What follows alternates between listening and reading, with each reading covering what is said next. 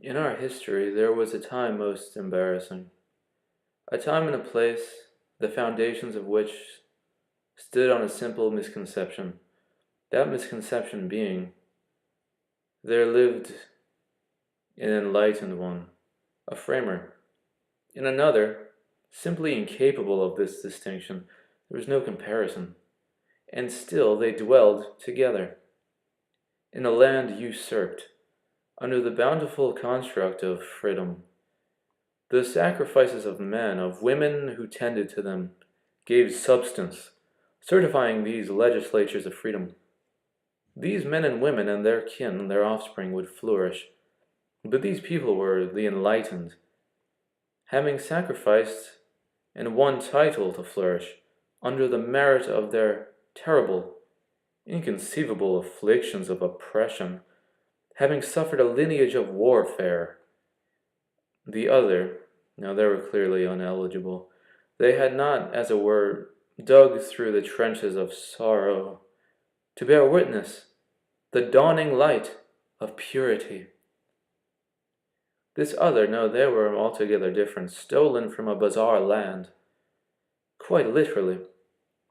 Being uneligible, they were hence lacking the capability, nor had a good reason to celebrate the products of this newfound freedom.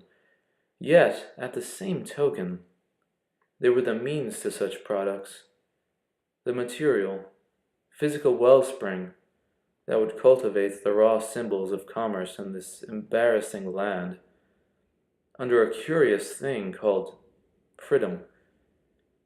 Their mentors, let's call them slave masters, men unsympathetic and enterprising on this exciting economy under enlightenment, that of ethnic disrespect, exploitation, and miscommunication on the highest of degrees. They were certainly exemplary men of freedom. Indeed, this behavior was strange and increasingly cruel. And embarrassingly, most of all, it contradicted directly the ideological conceptions, given form, given punctuation, by an existence, a type of smothering rule. Our enlightened brethren had fallen sacrifice to themselves. Oh, hey, they were not oblivious, no, but they were no longer on the receiving end of such nonsense. Much the opposite.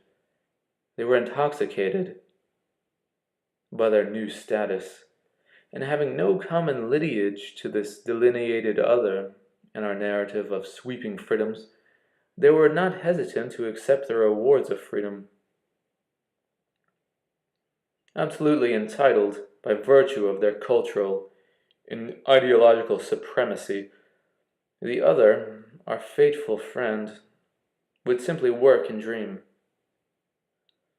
This haze of whimsy would soon clear, and the sobering climax would be an inevitable clash of might, and the peoples, those others, having industrialized this great quarrel over our curious and splendid freedoms, had earned finally, and rightfully so, the spoils of recognition, emancipation, true freedom, perhaps a quintessential freedom. Maybe. Not quite the freedoms felt by their capitalistic and virtuous predecessors, their superiors, no. An unbridled freedom one can only understand after living generations as brute expressions of muscle, sinew, and bone, a pure test of human limit. Oh, what a fine thing to be rewarded for that. They could also now be testament to this new world. They would awaken to find themselves capitalists. What came next, dear viewer? A product most peculiar. An age of invention, the likes of which had never been tapped. A culmination of disciplines. What was born from our protagonist's sacrifice and earned tolerance? A powerful force to meet the needs of budding freedom.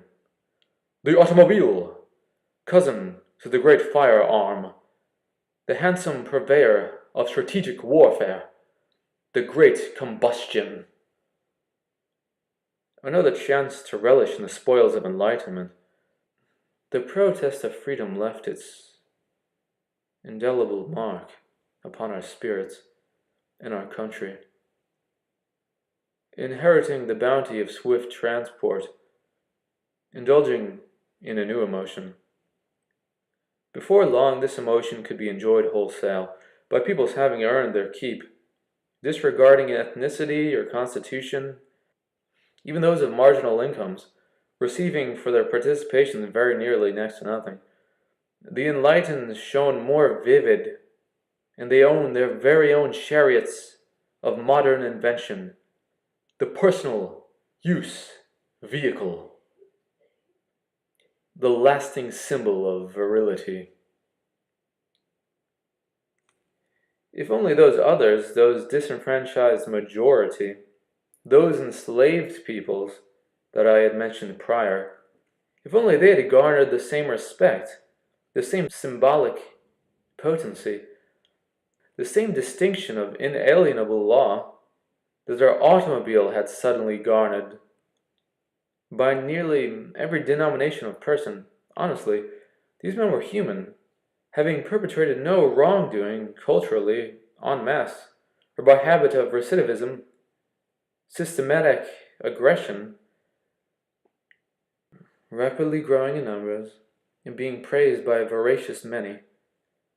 And as the production plants kept sprouting, giving sustenance to entire civilizations, they climbed to the most sublime stature, a shining symbol of unbridled ambition, this automotive.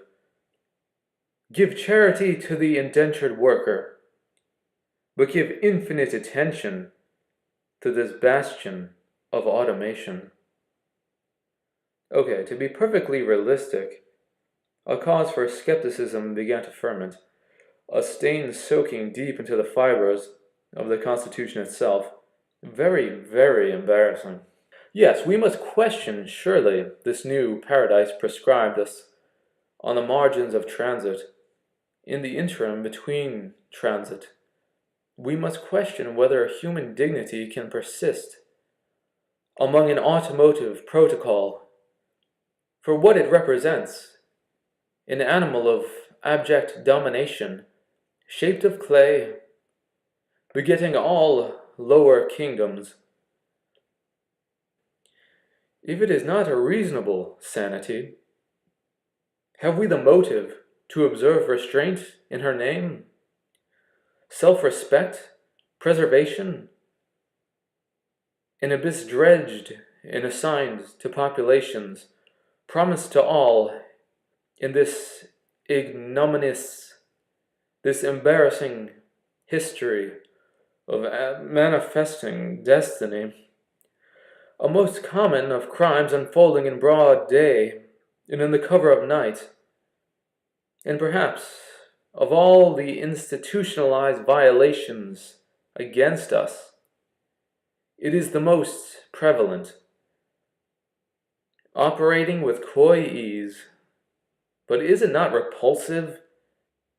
The constant ebb of motor vehicleists, yielding only to the road. It's disgusting. It's obscene. To observe in plain writing that our dignity, that our spirit as a race, has been forfeited to the imperative of this enterprise. Would it be a plea for our right to liberty, submitted to government? Would it be a prose poem, sold in the lobby of a cozy roadside cafe? Would it be a student's essay for alternative means of propulsion, graded on the merit of buyer loyalty? Or would it be the small print disclaimer passed on in haste?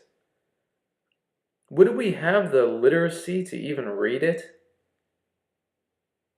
Of what are we even literate towards? And to what extent does blatant deception permeate us enough to shake us into action? How is this enterprise so beyond repeal, so unformidable? Intoxicated now, as those enlightened forebears, wearing their freedoms like a sidearm, rather than a gift, worn as an accessory for suppression or for status, not shared for the good of reason. Intoxicated now, at the wheel, driving headlong with blinders, against a programmed sunset, a romantic tale of our emancipation. In the exodus, we have abandoned much more than we can afford, disfigured, illegitimate, and anticipating nothing more than shades of regret. So terribly embarrassing. We will lift the veil of ignorance, and we will bear the stink of truth, marginalizing more than Earth's bounty, marginalizing more than our futures, our plans, our spaces of recreation, meditation, worship. We have marginalized wholesale the dignity of the human being. And beyond this, the horrible, disturbing truth that we have drained the very properties that denote us as human. If we anticipate nothing, it will be the swift elimination of the personal use vehicle. There is no cause more just.